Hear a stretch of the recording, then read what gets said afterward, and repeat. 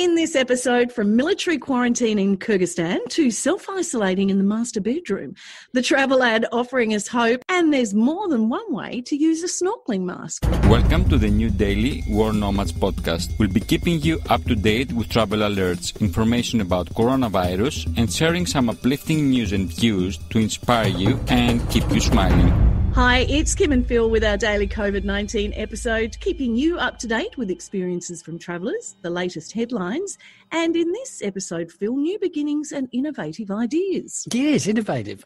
Italian engineers have repurposed the Easy Breathe snorkelling mask as a CPAP or ventilation mask.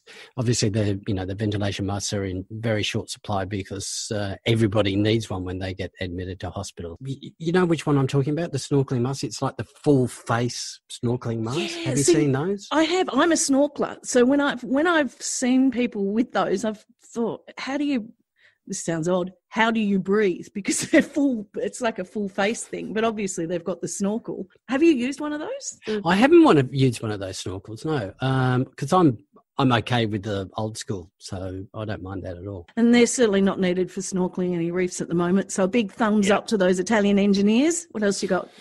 Look, the ideas for virtual tours keep on coming. The latest is the Northern Lights in Lapland and the Pyramids of Giza in Egypt.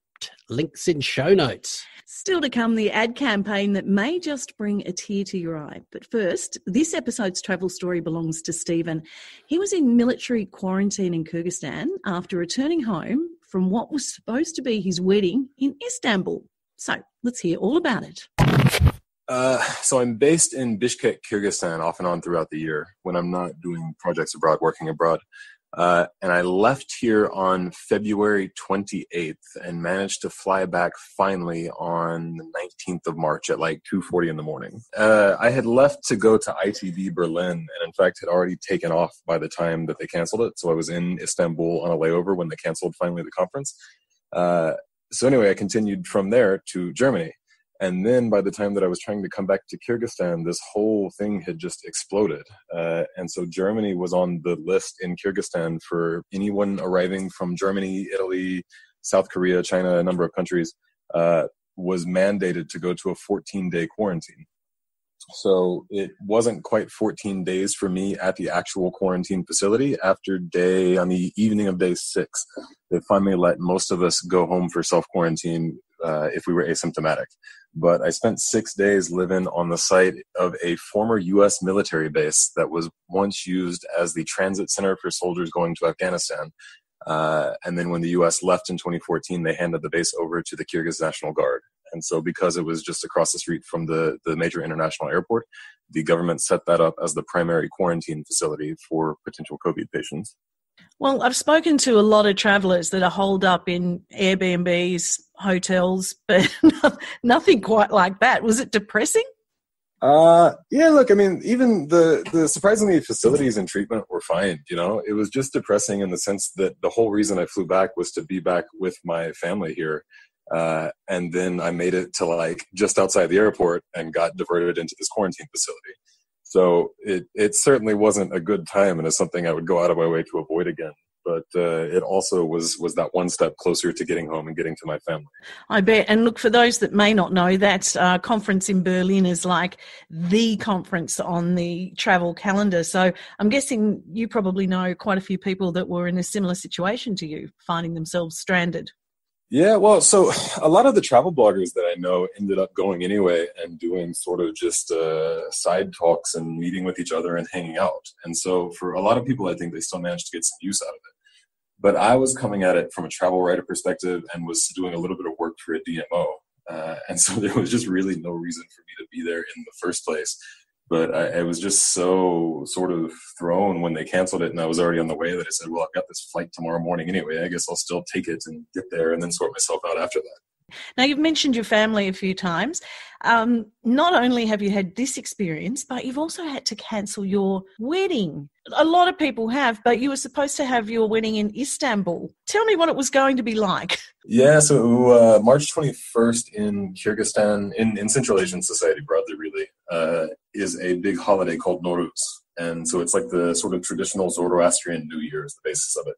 So we had scheduled it for that day, thinking, look, this is already a big celebration. We want to pull all of our family together and have this big additional thing to celebrate for the rest of our lives. So it was going to be a Bosphorus cruise on a nice little yacht with about 50 of our family and closest friends.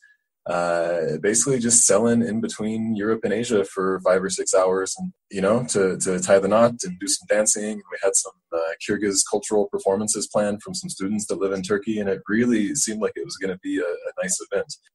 But then obviously, like, all of our family were flying in from abroad. The vast majority of our friends were flying from other countries to Turkey. And so the closer we got, it just seemed really irresponsible to ask people to fly to Turkey and hope that they could get back home afterwards, So a wise decision, but how's your girlfriend feeling, Well, so luckily, legally, she is actually my wife already. We finished all the paperwork in Kyrgyzstan before I left for ITB. So we are, of course, very disappointed. I think a lot of our friends and family really are too. They had really been looking forward to it. We spent a lot of time talking about it and planning it. But most importantly, we are married. And in fact, that's the only reason I was even able to come home, because Kyrgyzstan had banned foreigners from entry. But for like a 3-day window, there was the possibility of the family of Kyrgyz citizens entering, including spouses.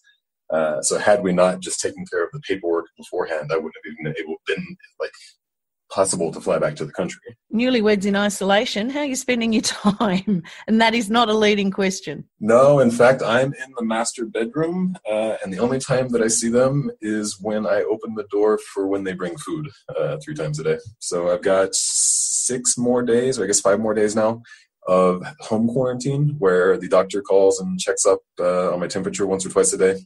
And then after that, finally, we'll be able to actually spend time together. So you haven't shown any symptoms of the virus? No, so far nothing. No cough, no fever, no anything really. So it seems like I've gotten very lucky in between the flights to get back here and the quarantine with other sick people, and haven't picked anything up. In your bedroom for 2 weeks. Explain to me how you're feeling about that. It has to be done to protect your family, just in case you have picked up the virus. But, most people's master bedrooms aren't that huge.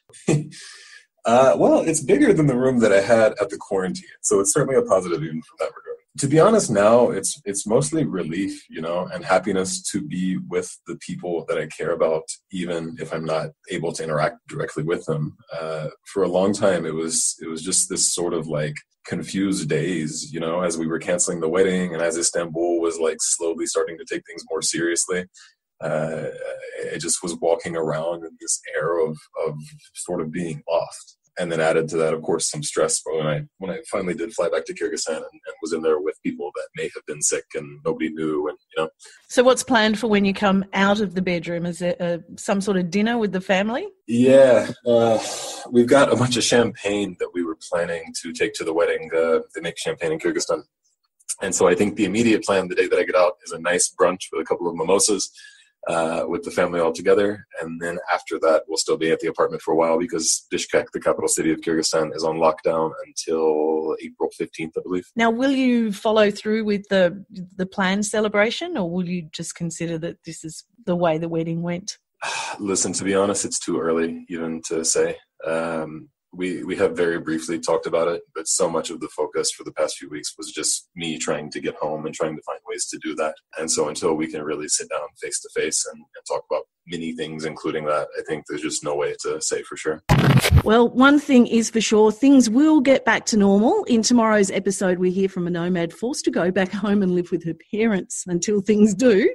So to remind you of what we have ahead of us, listen to this ad from South African Tourism Board, and I'm sure it's going to bring a tear to your eye. See you tomorrow. Bye. This is not business as usual.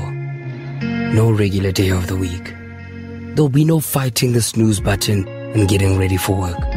This will be something else. A country closed for travel, and so closed for business. But just you wait until we can travel again. Boy, are we going to travel. Long breaks and short getaways to B&Bs, lodges and hotels, girls' trips and getaways Namajita. Hella, we'll be reintroducing ourselves to South Africa again, to her beautiful people and places. We'll be traveling to go see my lady Ekai. stopping here and there along the way. We'll be exploring like never before because we'll know what it's like not to be able to. There's nowhere we won't go. Imagine what's happening visiting a farm called Kyrgyzstan. Deep in a kankasi, we'll do it all. We'll invest in our country right from our own pockets, making bookings here and reservations there, and getting people back to work again. But for now, stay home, stay safe, knowing that it'll be South Africa again soon.